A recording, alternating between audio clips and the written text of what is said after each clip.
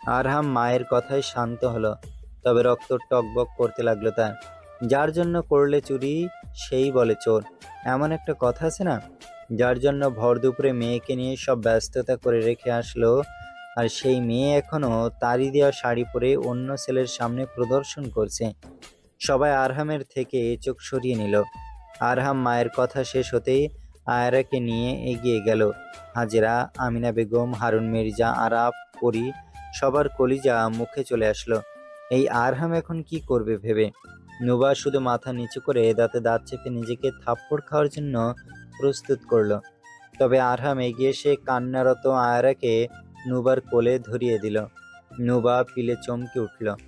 আরহাম মেয়েকে দিয়ে ঝুঁকে দাঁতে দাঁত চেপে ফিসফিস করে বলল, এখানে বসেছিস না? আজ দেখবি তোর কি অবস্থা করে। পরপর ঠোঁট হেলিয়ে হেসে একটু জোরেই বলল, মেয়েকে একটু ফিট করিয়ে দাও তো, দুপুর থেকে কিচ্ছু খায়নি, তোমার জন্য ছটফট করছিল। বলেই আরহাম সরে গেল।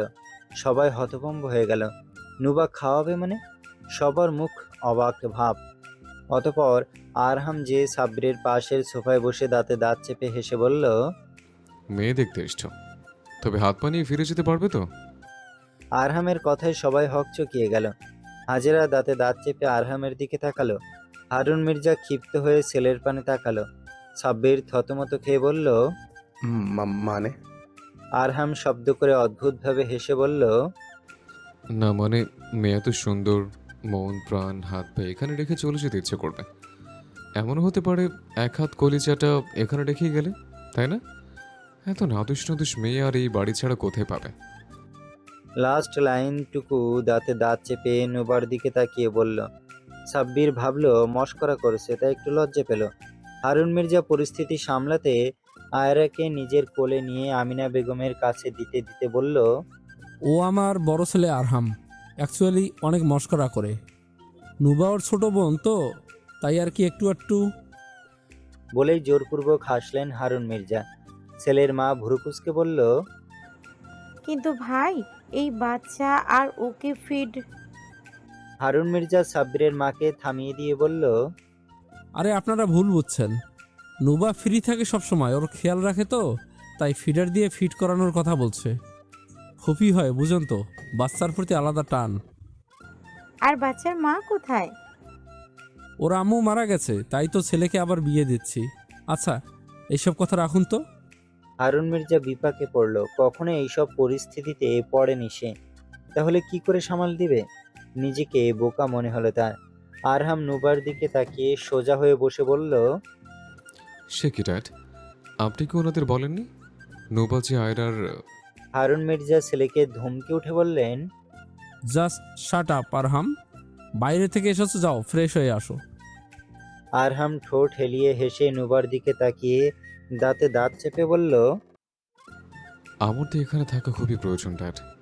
আমার কলিজাকে যে টেনে ছিঁড়া হচ্ছে এ জায়গায়, আমার থেকে কেরোনার পায়তারা করা হচ্ছে। সবাই অদ্ভুত দৃষ্টিতে আরহামের দিকে তাকালো। হারুন মির্জা আবারও পরিস্থিতি সামলাতে বললেন, বোন তো, বোনেরা তো ভাইয়ের কলিজাই হয়, তাই না? আপনারা কন্টিনিউ করেন। আর আরহাম, তুমি যাও তো বাবা, ফ্রেশ হয়ে আসো, না হলে চুপচাপ এখানে বসো।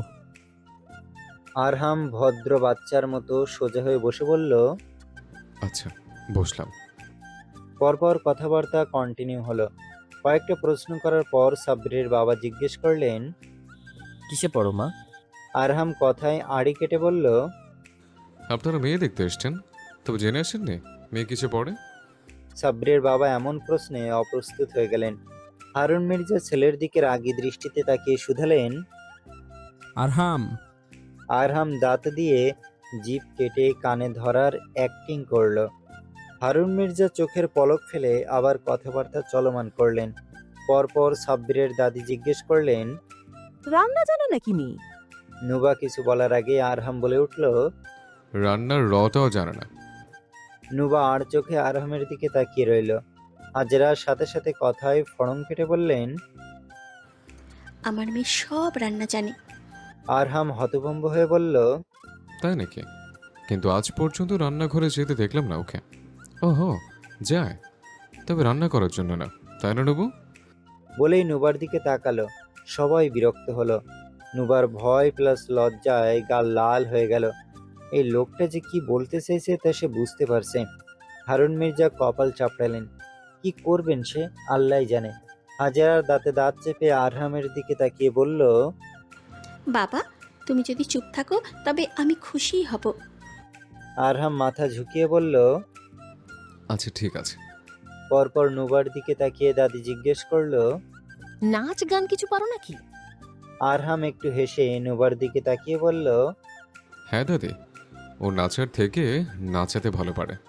হাজেরা বেগম হারুন মির্জার দিকে তাকিয়ে বললেন। ভাইজান, আপনার ছেলে। আর কিছু বলল না হাজেরা। হারুন মির্জা চোখের ইশারায় হাজেরাকে শান্ত থাকতে বলল। হারুন মির্জা ছেলের দিকে তাকিয়ে ভদ্রকণ্ঠে বললেন, তুমি ওইদিকে যেয়ে বসো আরহাম, যাও।